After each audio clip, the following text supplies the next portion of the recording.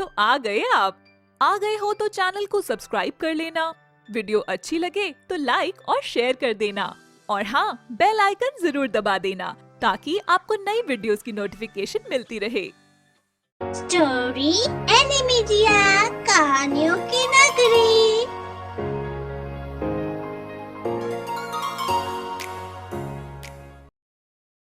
ये कहानी है दिल्ली शहर की।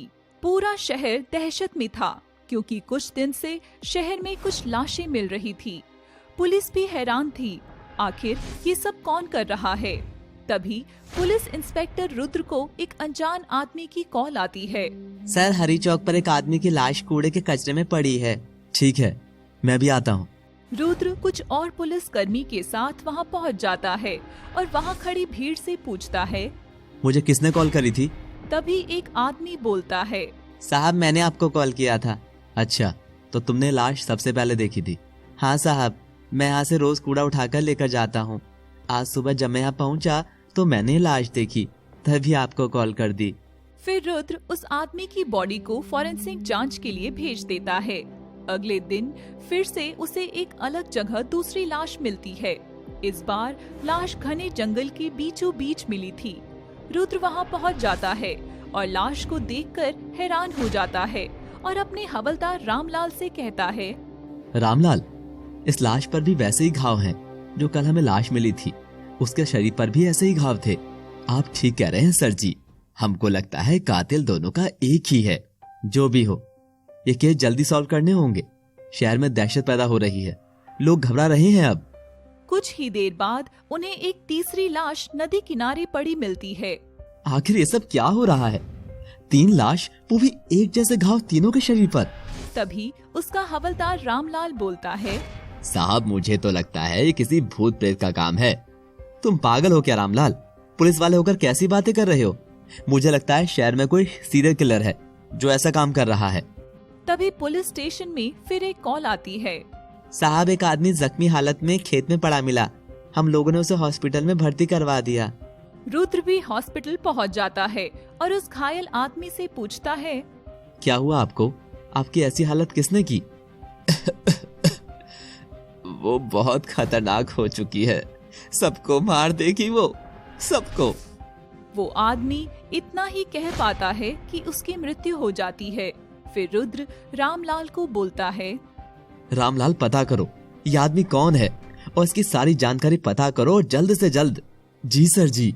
फिर रुद्र उस व्यक्ति से पूछताछ करता है जिसने उसे कॉल करा था। क्या तुम जानते हो आदमी कौन है? नहीं साहब, हम तो अपने खेत में काम करने गए थे, वहीं हमें आदमी जख्मी हालत में मिला तो हम फौरन इसे अस्पताल ले आए। ठीक है, तुम जा सकते हो।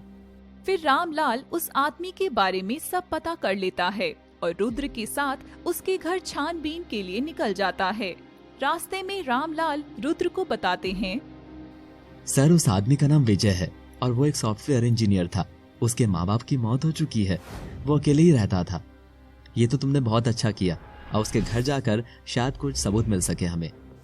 थोड़ी देर बाद वो लोग विजय के घर पहुंच जाते हैं और छानबीन करते हैं। कुछ देर बाद उन्हें विजय के कमरे में उसके बेड के नीचे एक टूटा फोन मिलता है जिसमें एक सिम कार्ड था।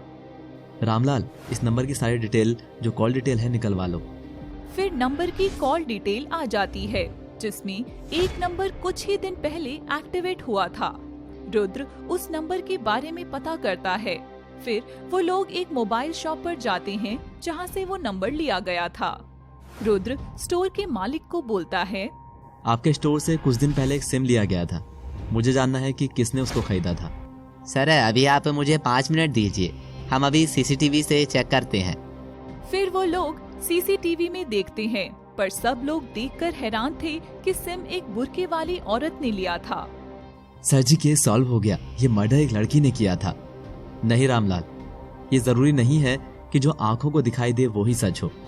आप क्या कहना चाहते हैं सर जी? ध्यान से देखो सीसीटीवी को।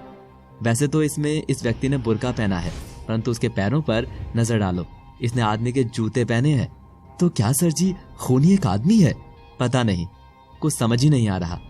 पहले उस आदमी की बातों से लगा कि एक लड़की कातिल है, पर अब इसे देखकर लगता है कि कातिल आदमी है। साहब जी कैसे? साहब जी, ये तो केस उलझता ही जा रहा है। पहली बार ऐसा अजीब केस सामने आया है जिसमें समझ ही नहीं आ रहा कि कातिल लड़की है या लड़का। तभी वो लोग आगे की फुटेज देखते हैं तो उन्हें दिखाई देता है कि वो व्यक्ति एक ऑटो रिक्शा में बैठकर चला जाता है। फिर रामलाल उस ऑटो रिक्शा का पता करता है और रुद्र ऑटो रिक्शा वाले से पूछता है, कुछ दिन पहले तुम्हारे ऑटो में बुरखे में कोई व्यक्ति आया था जो पास की मोबाइल शॉप से बैठा होगा। तुमने उसे कहाँ छोड़ा था, कुछ याद है? साहब अब तो याद नहीं है, इतने लोग दिन भर ऑटो में सवारी करते हैं। ध्यान से याद करो, कुछ तो याद होगा तुम्हें। वो बुरखे में बैठी थी पास के मोबाइल शॉप से। हाँ साहब, याद आया, उस सवारी को तो हमने पास के ही एक घर में छोड़ दिया था। फिर रुद्र और रामलाल उस घर में पहुंच जाते हैं जहां ऑटो वाले ने उस बुरखे वाले इंसान को छोड़ा था। उन्हें वहां एक बूढ़ी औरत मिलती है। क्या आप बता सकते हो कि ये घर किसका है? साहब, ये घर तो पहले विजय साहब का था। वो एक सॉफ्टवेयर इंजीनियर हैं। बाद में उन्होंने इसको बेच दिया। बेच दिया? क्यों बेच दिया और किसको बेच दिया? पता नहीं साहब, एक आदमी और उसके साथ एक औरत थी। उन दोनों ने लिया था इस घर को। अच्छा, कुछ बता सकती हो वो आदमी दिखने में कैसा था? साहब, वो बहुत अजीब सा था।